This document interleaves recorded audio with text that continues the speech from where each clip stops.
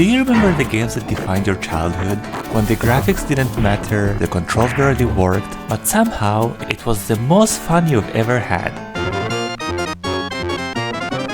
Well, today I'm going back in time to relive these moments and play every single childhood game I can ever remember. So the first game is gonna be the Prince of Persia. This was actually my first video game I ever played in my life. The goal of this game is to escape the dungeon in 60 minutes because if I don't do that, the princess is basically going to die. But the thing is that it's so hard to control this character, like, I don't know if chunky is the right word, but the game was very chunky to me. Like whenever you're trying to jump, it takes him like 7,000 years until he actually jumps. It was so hard to control the character and I was dying non-stop when I was a kid.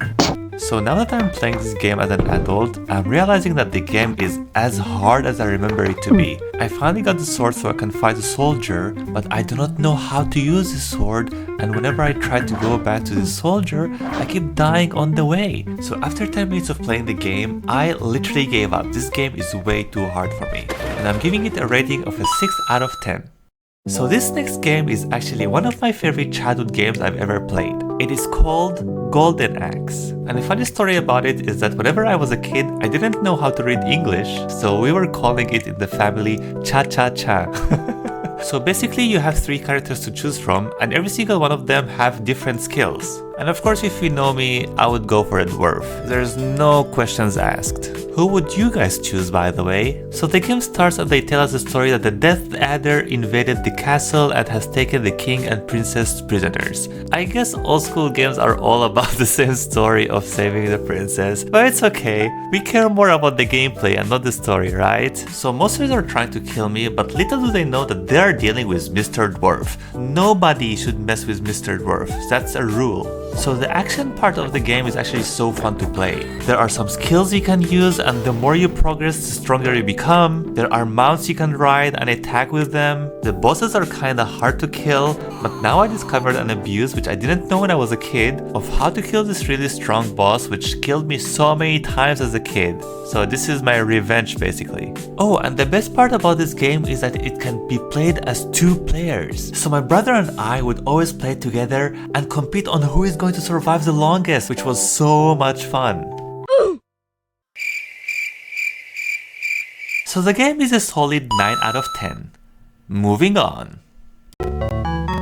Aladdin. Just listening to the soundtracks makes me wanna cry. It's so nostalgic. So here is a pop quiz. Do you guys know what this game is going to be about? Yes, saving the genie and the princess. This is the 3rd game in a row I have to save the princess. What is up with that? But anyway, let's get to the game.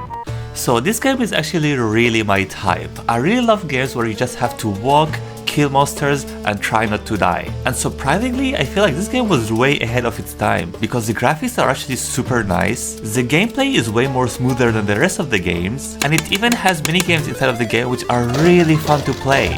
But still, there are so many things in this game which are so annoying. Like whenever I get hit by this bird, for example, there is no way to escape it. You just have to accept your defeat and die. So for the next time I go to this place, I need to be ready to throw an apple at him and survive. So the moral of the story is that this game is amazing, but if you're playing it for the first time, expect dying so many times.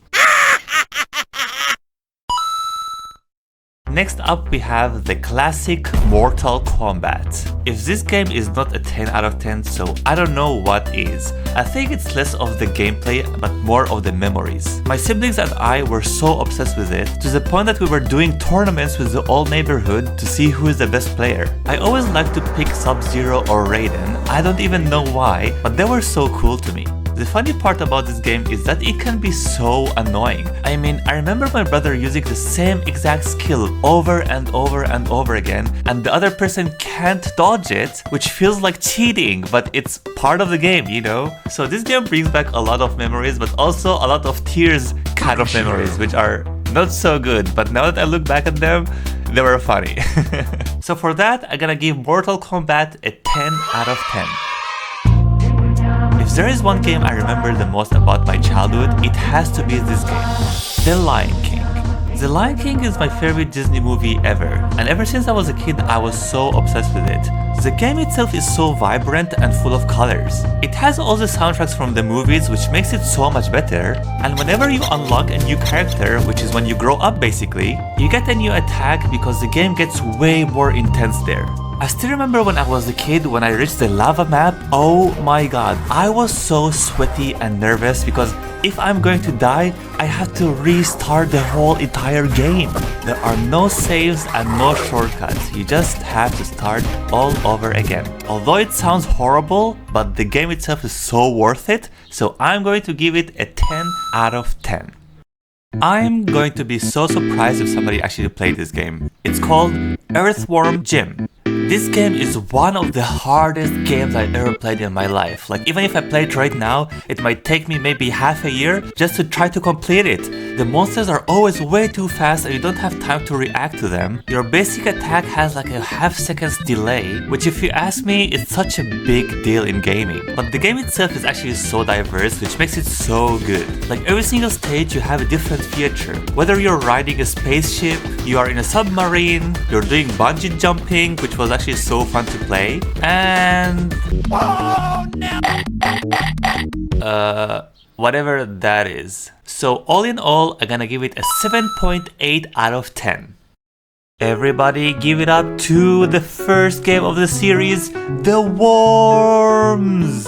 This game is one of the most underrated games I've ever seen in my life. I swear, if somebody makes a similar game like this in nowadays world, it would go so viral. So you basically control a team of worms armed with really powerful weapons. So you and the other team take turns and you guys have to kill each other as fast as possible. The first team to kill the other one wins. There are many versions for this game, but my top favorite is definitely the 1998 one, which I think I spent around 200 hours on this game. It was so freaking good. This is my favorite weapon, by the way. It's called Super Sheep and it's so OP if you know how to use it. There is also this Sheep Strike, which whenever I used it, I was feeling so satisfied. So anyway, this game is definitely a 10 out of 10. Oh my god, I'm actually so excited to talk about this game. Doom is one of the most classic games in the history of video games. It is so good that they're still making Doom games even to this day. But I gotta say, as much as I love this game, I was always so scared to play it. Imagine you're 7 years old and you see this monster in front of your eyes and you have to kill it, otherwise it will kill you. And I honestly don't know if I'm still traumatized from this game ever since I was a kid, but right now I'm playing it and recording it for you guys and I'm feeling so scared and anxious inside of me. Like, I need somebody to hold my hand or something. Am I the only one who feels this way? Like, please let me know in the comments. I'm actually so curious about this. So anyway, about the story of this game, I honestly have no idea. The only thing I know is that I have to kill monsters and I need to kill bosses. And the fun part about the game is that it has many secret places, which I honestly do not remember where they are right now. But trust me, they're there somewhere. I remember entering a wall here. I don't know why it's not working. Anyway, I love this game. I'm gonna give it another 10 out of 10. Oh my god, I feel like I'm giving everything a 10 out of 10 now. This is really bad for the video. But anyway, I honestly still have a huge list of childhood games I want to mention, but the video is getting way too long. So if you want a part 2, let me know in the comments.